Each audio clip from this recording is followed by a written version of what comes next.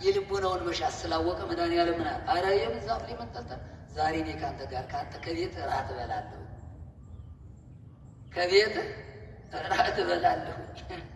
እሱ እኮ አላሰበውም። እንዴት አድርጎስ ያስበዋል? እቤት አንተ ጋር እራት እበላለሁ የምን እንትን ነው? ከዚያ በኋላ ምን አለ? ወደ ቤቱ ከሄደለት በኋላ 4 እጥፍ ካለኝ ንብረት ያለ 4 እጥፍ ይሰጥ ይገባኛል።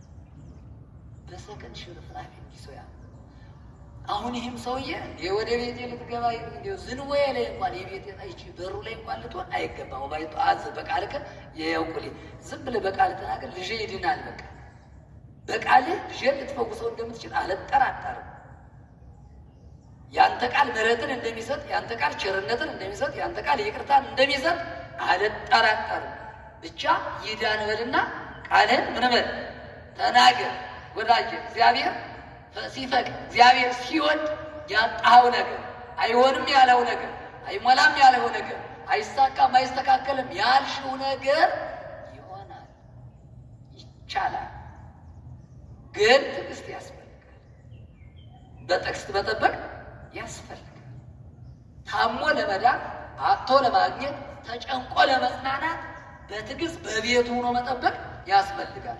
ስማኔ ጊዜ መኮንን እኔም እንዳለው እንዳንሳል ወበያራ ዘእኩን ማዘዛቸው ወታደሮች አሉ፣ ጭፍሮች አሉ። ወብሎ ለዝሁር ወያው አንዱና ብለው ይመጣል፣ ሂድ ብለው ደግሞ ሌላው ይሄዳል። ስለዚህ አንተም እንደዚሁ ከኔ በላይ ነህና ትችላለህ። ወሰሚው ጊዜ ኢየሱስ አንከረ እውነት ነው። እንደዚህ አይነት አማኝ የትስ ይገኛል? ቃልን ብቻ ላክ በቃል ልጅ ይድናል የሚል ሳይሆን ናና እግዚአብሔር ይፍታ ተብሎ እግዚአብሔር ይፍታ የተባለው ቃል ሰርቶልኛል ለማለት ስንቶቻችን ለምደናል።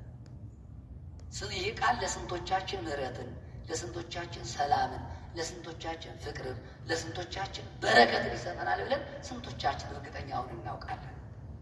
ያሁን እኮ የጠነከረ እምነት ካለመኖራችን የተነሳ ሁልጊዜ እንደምለው ስለታችን ራሱ በየቦታው ጉዳዩ አንድ ነው፣ ግን ስለ አንድ ጉዳይ ለሥላሴ እነግራለን፣ ስለ አንድ ጉዳይ ለባለወልድ፣ ስለ አንድ ጉዳይ ለእመቤታችን፣ ስለ አንድ ጉዳይ ለሚካኤል፣ ስለ ሁለት ጉዳይ ተመሳሳይ ሆኖ ግን በየቦታው ያንን ሀሳብ እንዞራለን። ጉዳዩ ግን አንድ ነው። አሁን እግር ሳይሆን ምን ያስፈልጋል? ግብር ያስፈልጋል። ምን አልኳችሁ? እግር ሳይሆን ምን ያስፈልጋል? ግብር ያስፈልጋል። ማለት የጸና እምነት። የኔ ጉዳይ ያዕቆብ ምንድን ነው ያለው? ካልባረከኝ አለቀ። ጥያቄ